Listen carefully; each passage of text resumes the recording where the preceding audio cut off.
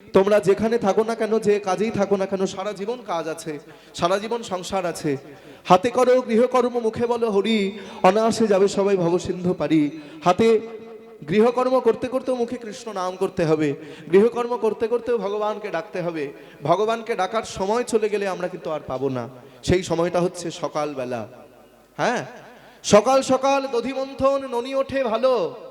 শুনে নাও মায়েরা, সকাল সকাল দধিমন্থন ননি ওঠে ভালো। বৃদ্ধ বয়স হলেই ভজন সাধন গেল। তাহলে ভজন সাধনের সময় হচ্ছে সকালবেলা। যে সকালবেলা আমরা কীর্তনে আসরে এসে বসেছি, এই সকালবেলাটা হচ্ছে কীর্তন শোনার উপযুক্ত সময়। এবং যেখানে বড় বড় কীর্তনীয়রা কীর্তন করতে আসেন, প্রদীপ পাল 2 বছর এলো এবং আরো বড় বড় কীর্তনিয়া এলো। যদিও আমিও গ্রামের ছেলে, হ্যাঁ, এটা আমার অনুষ্ঠান, এই অনুষ্ঠানটাকে আমি নিজের ভেবেই আসি এবং এই আশ্রমটা আমার নিজের। তা যাই হোক, তোমরাও আমার নিজের, আমি তোমাদের ঘরের ছেলে। নিজের মাটিকে কখনো ভুলবো না। নিজের মাটিকে যে ভুলে যায়, হ্যাঁ, তার মধ্যে কোনো শিক্ষা নাই। তা যাই হোক মায়েরা, আজকে সকালবেলা আমরা আস্বাদন করছি যে লীলা, সেটাও তোমাদের বলে দিই।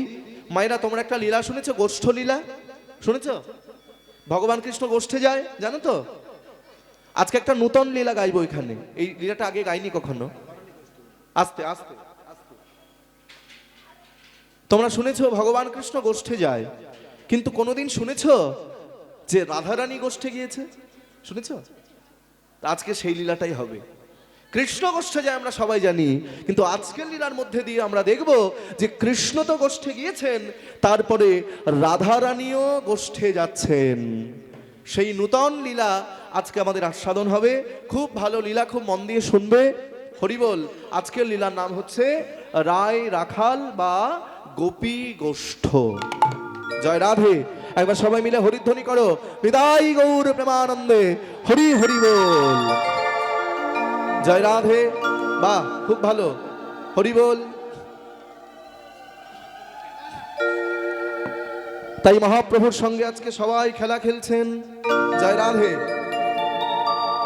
সবে চৌদিকে হয়ে গোড়াচাঁদ মাঝে লয়ে সুরধ্বনির তীরেতে চলিল। এবার সবাই কি করছেন? কেহ আগে পাছে ধায়, কেহ নাচে কেহ গায়। কেহ আগে পাছে ধায়, কেহ নাচে কেহ গায়। কেহ আগে পাছে ধায়, কেহ নাচে কেহ গায়। কেহ আগে পাছে ধায়, কেহ নাচে কেহ গায়। এসো দাদা, তোমার জন্য অপেক্ষা করছিলাম, এসো। কেহ আগে পাছে ধায়, কেহ নাচে কেহ গায়। কেহ আগে পাছে ধায়, কেহ নাচে কেহ গায়। কেহ যায় হরি বল বলিয়া, কেহ যায় হরি বল বলিয়া। কেহ যায় হরি বল বলিয়া। কেহ যায় হরি বল বলিয়া। তা দেখে নদিয়া নারী।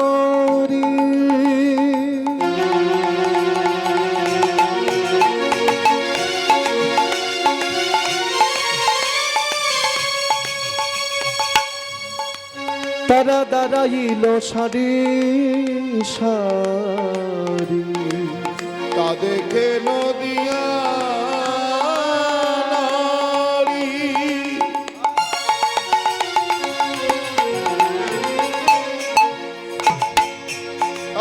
দাঁড়াইল সারি সারি। তা দেখে নদিয়া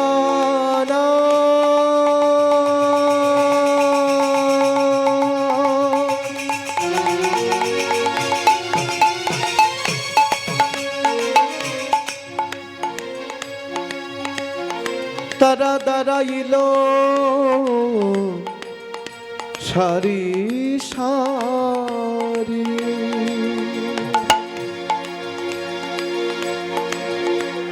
তা দেখে নদিয়া নারী।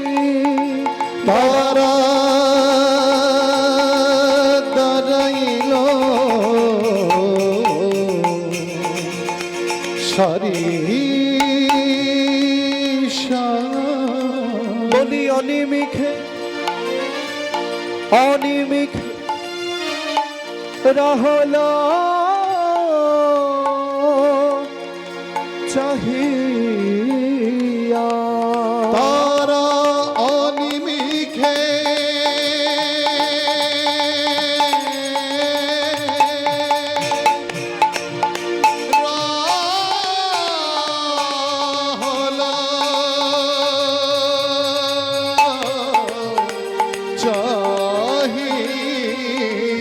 অনিমিখে রহলো রহলো রহলো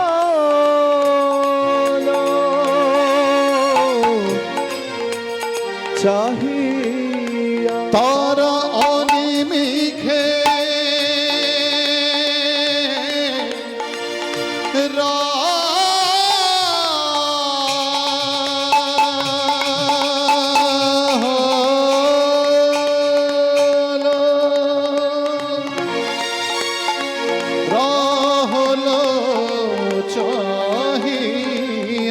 তারা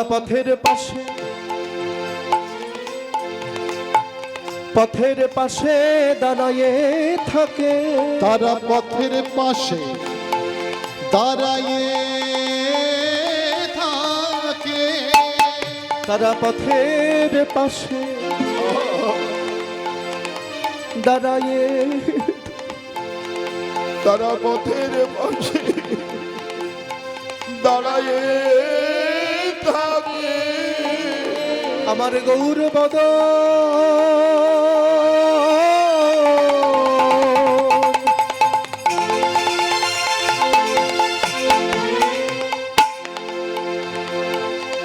গৌর বদন দেখবে বলে তারা পথের পাশে দাঁড়ায়ে থাকে।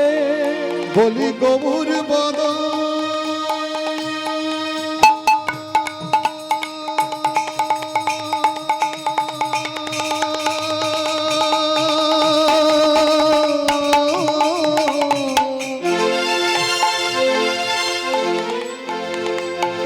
গৌর বদন হেরবে বলে তারা পথের পাশে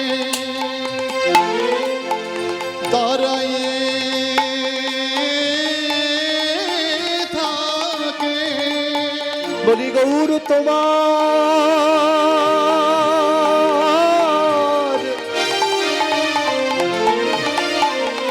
গৌর তোমার, তোমার হলাম বলে তারা পথের পাশে দাঁড়ায়ে থাকে। গৌর তোমার,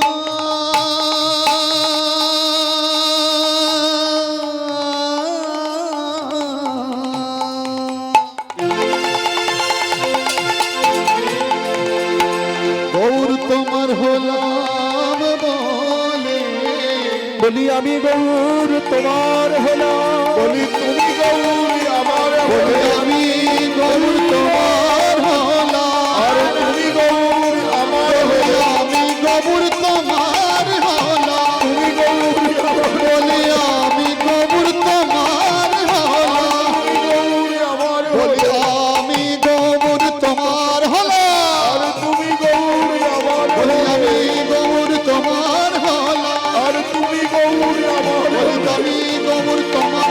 বলি পথের পাশে দাঁড়ায়ে থাকে, অনিমিখে রহলো চাহিয়া, আর অনিমিখে রহলো চাহিয়া। আহা, কেহ আগে পাছে ধায়, কেহ নাচে কেহ গায়, কেহ যায় হরি বল বলিয়া। মায়েরা গৌর হরি ভক্তগণকে সঙ্গে করে ওই সুরধুনির তীরে যাচ্ছেন। আর তোমাদের মতো যারা মায়েরা, নবদ্বীপের মায়েরা, যারা গৌরকে ভগবান নয়, যারা গৌরকে নিজের ছেলে বলে মনে করে, যে নিমাই, নিমাই হচ্ছে আমাদের ঘরের ছেলে, হ্যাঁ ঘরের ছেলে মনে করে তারা পথের পাশে দাঁড়িয়ে আছে। কেন? তারা গৌর বদন দেখবে বলে। তাদের কিন্তু কোনো চাওয়া পাওয়া নাই। তারা কাম ভুলে কামনা নিয়ে গৌর হরির চরণ দুটি জড়িয়ে ধরে কেঁদে কেঁদে বলে, গৌর সুন্দর, তোমার কাছে আমাদের চাওয়া পাওয়া কিছু নাই, তোমার কাছে আমরা কিছু চাই না। কতটা ভালোবাসা একবার অনুভব করো মায়েরা। আমরাও তো ভগবানের কাছে চাই, আর তারাও চাইছে। আমরাও ভগবানের কাছে চাই, ভগবান গাড়ি দাও, বাড়ি দাও, টাকা দাও, পয়সা দাও। আহা, সব সময় ভগবানের কাছে চেয়েই যাচ্ছি। আমরা ভগবানকে প্রণাম করি না, প্রমাণ করি। প্রণাম করি না, প্রমাণ করি। কি প্রমাণ করি? যে তোমাকে প্রণাম করতে হয় তাই করছি। তোমাকে প্রণাম করতে হয় সেই জন্য তোমাকে প্রণাম করছি। এটা প্রমাণ করা বলে, প্রণাম নয়। প্রণামটা কখনই হবে জানো মা? মহাপ্রভু বলেছেন না, যদি হতে চাও উঁচু তাহলে আগে হও নিচু। আহা, বৈষ্ণব হইতে বড় মনে ছিল সাধ, ত্রিনাদপি শ্লোকেতে পড়ে গেলাম বাদ। মনে ইচ্ছে ছিল তো মহাপ্রভুর যে শ্লোক আমরা সবাই জানি, মহাপ্রভু আমাদের জন্য বড় বড় গ্রন্থ লিখে যাননি। মহাপ্রভু আমাদের জন্য তেমন কিছু উপহার দিয়ে যাননি, তবে কয়েকটি কথা তিনি আমাদেরকে বলেছেন। কথাগুলো কি জানো? যে ত্রিনাদপি শুনিছেন তরুরিব সহিষ্ণুনা, অমানিনো মানদেনো কীর্তনীয় সদাহরি। ভক্ত হতে গেলে তার মধ্যে যে লক্ষণগুলো আগে থাকতে হয়। ত্রিনাদপি শুনিছেন, আগে তোমার নিচু ভাবটা অন্তরে আনো। আমি বৈষ্ণব, আমি ওখানে যাব না, হ্যাঁ, এইগুলো অহংকার, এগুলো থাকলে হবে না। ত্রিনাদপি শুনিছেন, আগে মাটিতে মাথা দিয়ে প্রণাম করো। তরুরিব সহিষ্ণুনা, গাছের মতো সহ্য ক্ষমতা থাকতে হবে। অমানিনো মানদেনো, গুরুজনকে শ্রদ্ধা করো, প্রত্যেককে শ্রদ্ধা করো, প্রত্যেককে শ্রদ্ধা করতে হবে। প্রত্যেকে সম্মান পাওয়ার যোগ্য, সম্মান সবাইকে করা উচিত। আমি বলবো, আজকে আমি দাঁড়িয়ে কীর্তন করছি বলে শুধু একা সম্মান আমি পাবো কেন? এখানে আমি কীর্তন করছি, যদি তোমরা না আসতে ভালো লাগতো? তোমাদেরকেও আগে সম্মান করতে হবে। এখানে কীর্তন হচ্ছে, এই মাইকম্যান যদি না আসতো, মাইক সেট যদি না থাকতো, তাহলে কীর্তন করতে পারতাম? পারতাম মা? শুনতে পেতে তোমরা? তাহলে মাইকম্যানকেও সম্মান করতে হবে। এখানে কীর্তন হচ্ছে, যে প্যান্ডেল যদি না থাকতো, এই লাইট যদি না থাকতো, তাহলে প্রত্যেকে সম্মান পাওয়ার যোগ্য। প্রত্যেককে সম্মান করো, এটা আমার মুখের কথা নয়, মহাপ্রভু বলে গিয়েছেন। অমানিনো মানদেনো, বাবার চরণে প্রণাম করো, মায়ের চরণে প্রণাম করো, গুরুজনদের শ্রদ্ধা করো, গুরুজনদের ভক্তি করো। তবে লোক দেখানো প্রণাম করে লাভ নেই। শ্রদ্ধা, শ্রদ্ধা মানে কি? এই যে বাবা মা যদি মারা যায়, প্রত্যেকটা কথার মধ্যে কথা চলে আসে, যদি বাবা মা মারা যায় সেখানে আমরা শ্রাদ্ধ করি। শ্রাদ্ধ মানে কি মায়েরা? শ্রাদ্ধ মানে সেটাও কিন্তু শ্রদ্ধা। ভক্তি শ্রদ্ধা সহকারে পিতামাতার পিণ্ডদান করাকেই বলা হয় শ্রাদ্ধ। ওটা শুনতে খারাপ লাগে বলে আমরা বলি না। বাড়িতে গুরুদেব এসেছে, গুরুদেবের শ্রাদ্ধ করবে, বৈষ্ণব এসেছে শ্রাদ্ধ করবে, শুনতে খারাপ লাগছে না? শুনতে খারাপ লাগলে শ্রদ্ধা। গুরুদেব এসেছে, গলায় মালা পরিয়ে দিলে শ্রদ্ধা, চরণে প্রণাম করলে শ্রদ্ধা, চরণ ধৌত করে দিলে শ্রদ্ধা। এই শ্রদ্ধা ভক্তি যতদিন হৃদয়ে না আসবে, যতই কীর্তন শুনি, যতই হরিনাম করি, আর যতই মুখে গৌর গৌর বলি না কেন, ভগবানের দেখা পাওয়া তো দূরে থাক, অন্তরে ভক্তির ভাবটুকু উদয় হবে না। যতদিন হৃদয়ে ভক্তি না আসবে, বুঝবে কি করে? অনেকে বলতে পারে সংসারে আছি, কৃষ্ণ নাম করার সময় পাই না। মহাপ্রভু তারও বিধান করে দিয়েছেন, হাতে করো গৃহকর্ম, মুখে বলো হরি। অনায়াসে যাবে সবাই ভবসিন্ধু পারি।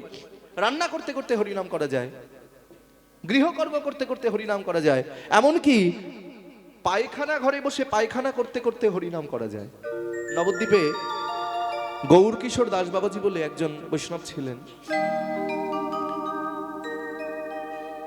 তিনি যখন জপ করতে বসতেন, ভক্তরা এসে তাকে ঘিরে ধরতেন, প্রভু এটা কি করে হলো, ওটা কি করে হলো, ওটা কি করে হলো।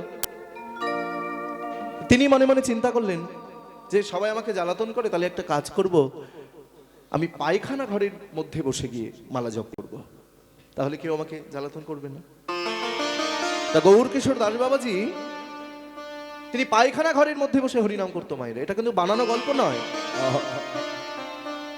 যে কথাগুলো বলছি এটা বানানো নয়। পায়খানা ঘরের মধ্যে হরিনাম করতে করতে তিনি দেহ রক্ষা করলেন। তো পায়খানা ঘরটা কেউ ব্যবহার করতো না গুরুদেবের, হ্যাঁ। তা তারই একজন শিষ্য, তিনি একদিন মালা জপ করতে করতে মনে মনে ভাবছে, গুরুদেব পায়খানা ঘরের মধ্যে বসে মালা জপ করতো, তা আমিও যদি একটু সেখানে গিয়ে গুরুদেব করতেন, তা আমিও যদি সেখানে গিয়ে একটু জপ করতে পারি। আহা হা, কেমন ভক্তি! সেই শিষ্য কি করেছেন, সেই পায়খানা ঘরের মধ্যে বসে যেই জপ করতে বসেছেন বাবা, আর চিৎকার করে ঘর থেকে বেরিয়ে এসেছে, পায়খানা ঘর থেকে বেরিয়ে এসেছে। শিষ্যরা এসে বলছে, কি হলো কি হলো? ঠক ঠক ঠক ঠক করে কাঁপছে। কি হয়েছে? তো তখন তিনি বলছেন, আমি যখন জপমালাটা হাতে নিয়ে ওই পায়খানা ঘরের মধ্যে বসে জপ করতে শুরু করলাম, আমি দেখতে পেলাম আমার সঙ্গে ওই পায়খানা ঘরের ইটগুলো উচ্চ স্বরে হরিনাম করতে শুরু করে দিয়েছে।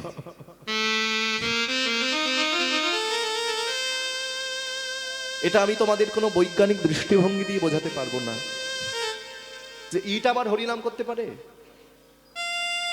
এখানেও কিন্তু ভক্তি, ভক্তির কাছে সবাই হার মেনে যায় মা।